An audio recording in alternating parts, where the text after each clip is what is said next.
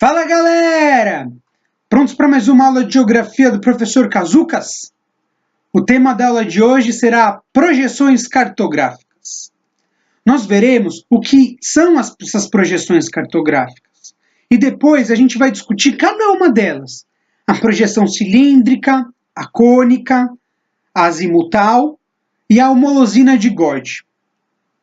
Então, as projeções cartográficas são representações do globo terrestre baseadas em relações matemáticas e geométricas. Então aqui a gente tem o globo terrestre e a partir de relações matemáticas e geométricas fazemos as projeções cartográficas. Ah, mas não é a mesma coisa que a coisa da escala? Bom, galera, não é. Eu aconselho, caso vocês ainda não tenham assistido, assistir a aula de escala. Ela tem noções e conceitos muito interessantes e importantes, até para ajudar a entender essa aula de projeções cartográficas.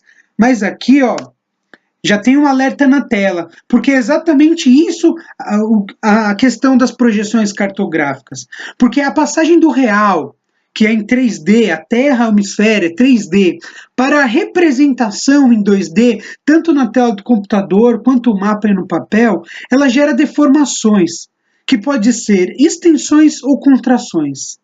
E justamente essas extensões e contrações é que pode gerar alguma ideologia, como na aula de cartografia nós falamos, né, a questão ideológica dos mapas, ou pode gerar uma clareza ou uma falta de clareza na hora de ver um mapa. Então vamos falar primeiro das projeções cilíndricas, que elas são as mais comuns.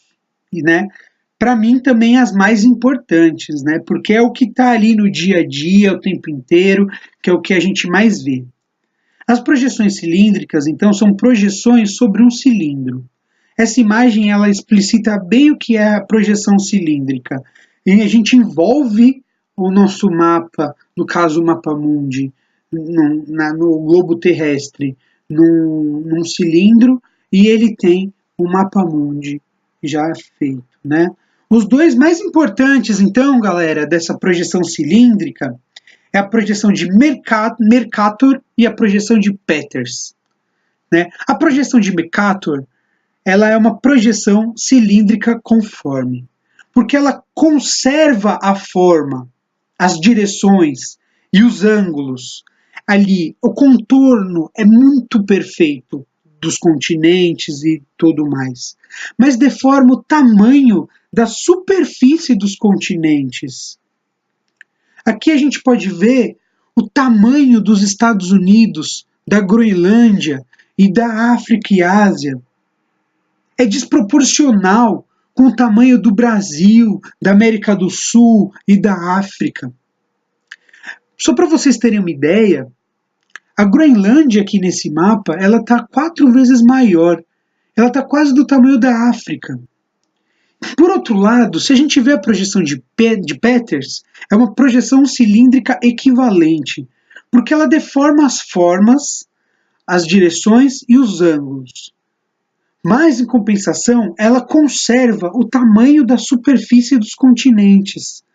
Ó, a gente vê os Estados Unidos, a Europa e a Groenlândia muito menor do que o Brasil e a África e a própria América Latina, né? Então a projeção de Peters, ela mantém o tamanho dos continentes, mas ela desforma a questão das direções e da forma dos continentes. Mas não é à toa que o mapa de Mercator é um dos mais famosos. Além de ser o primeiro, ele mostra toda a questão da dominação ideológica dos Estados Unidos, da Europa, se mostrar maior, ter uma forma grande de representação, se mostram mais importantes. É muito importante essa questão do mapa de Mercator. E para finalizar a questão cilíndrica, tem a projeção cilíndrica equidistante. Nesse caso, preserva-se as distâncias entre pontos específicos e mantém em escala os paralelos e meridianos. Paralelos e meridianos a gente viu também na aula de coordenadas geográficas, hein, galera? Para relembrar.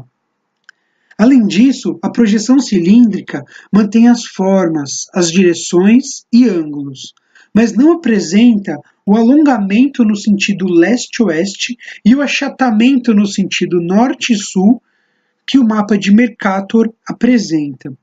Então aqui a gente vê que a Europa está menor, a Groenlândia está do tamanho certo, e o Brasil, a América do Sul e a África estão no sentido maior. É uma projeção muito interessante, essa projeção cilíndrica equidistante. Agora vamos falar das projeções cônicas. A projeção cônica, ela é a projeção sobre um cone. É como se a gente fizesse um cone, como na imagem está explicitando, e transformasse essa projeção do real em um mapa. Então, os meridianos são linhas retas convergentes do polo. E os paralelos, eles formam círculos concêntricos, como eu destaquei aqui em preto para vocês na imagem. Com isso, o que acontece? Formam pequenas deformações próximas ao paralelo de contato. Mas, em compensação, conforme vai se distanciando do paralelo de contato, essas deformações são maiores. Como nesse exemplo, a deformação do Equador está muito maior do que a deformação do Polo Norte. Agora vamos lá. Projeção azimutal. É uma projeção sobre um plano tangente a um ponto X da Terra. É como se você colocasse uma folha de papel e tirasse um carimbo de onde você está fazendo. Os meridianos, aqui também destacado em preto mais forte, são raios convergidos para o ponto central. Já os paralelos, eles formam círculos concêntricos. Assim, as deformações são pequenas na região próxima ao ponto de tangência, como eu marquei aqui em azul. Mas, ao mesmo tempo, conforme vai se distanciando do ponto de tangência, essas deformações vão aumentando também. Agora, a projeção de God. A projeção de God ela é uma projeção cilíndrica, né? E a deformação da projeção de God se dá na parte oceânica. Toda essa parte que está faltando, entre aspas, né, do oceano, que essas partes que não ligam, né, os continentes, os oceanos, é onde está a deformação. Só que o que acontece? Como a deformação está na parte oceânica, ela conserva a forma, as direções e os ângulos, assim como a de Mercator, mas também mantém o tamanho da área representada, como a de Peters. Então essa projeção é a mais próxima do real, porque ela mantém o tamanho e ela também mantém a forma. Por que ela não é muito usual? Bem, galera, assim como a gente disse antes nessa aula e propriamente na questão das aulas de cartografia, os mapas eles têm poderes simbólicos. Aqui o centro do mapa está bem chamativo, poderoso, a América do Sul e a África. A Europa e os Estados Unidos, por mais que estão em cima, a gente até podia inverter a projeção de God, mas por mais que ainda exista a questão norte-sul, a Europa está bem pequena, não está se mostrando forte, potente, digamos assim, importante e relativa para o mundo, né? Então, essa é um planisfério não atraente e com dominância na América do Sul e na África. Bom, galerinha, aqui então tá tudo o que é projeção e os tipos de projeção. Então, na aula de hoje, nós vimos o que são as projeções cartográficas e por que se dá as deformações. Lembrem, galera, a passagem do 3D para o 2D. Nós vimos também as projeções cilíndricas, a de Mercator, que mantém a forma e deforma o tamanho, a de Peters, que deforma a forma, mas mantém o tamanho, e também a equidistante, que tem ali uma questão da escala. Nós vimos que a projeção cônica tem as deformações conforme o distanciamento do paralelo de contato. E a projeção azimutal, a deformação ocorre no distanciamento do ponto de tangência. E é claro que, por fim, nós vimos a projeção de Gauge, né, que a deformação está na região oceânica. Então, aqui seriam os 4 tipos de mapas, como ficariam o planeta.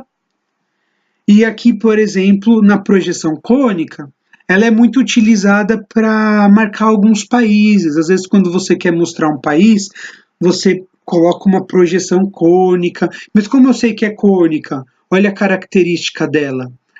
Quanto mais distante, aqui no sentido norte, maior é a deformação. Quanto mais ao norte, que é mais próximo ao ponto de tangência, menor a deformação. Então, mesmo que não está explícito uma pirâmide, nós temos totais condições de perceber as características de cada uma dessas projeções. Guarde bem essa imagem, guarde bem a importância das deformações, porque elas existem, e é claro, o porquê que é esse planisfério em forma cilíndrica de MacArthur, que é mais comum ainda hoje em dia, com essa Groenlândia 4 vezes maior, quase que do tamanho ou até maior que o continente africano inteiro.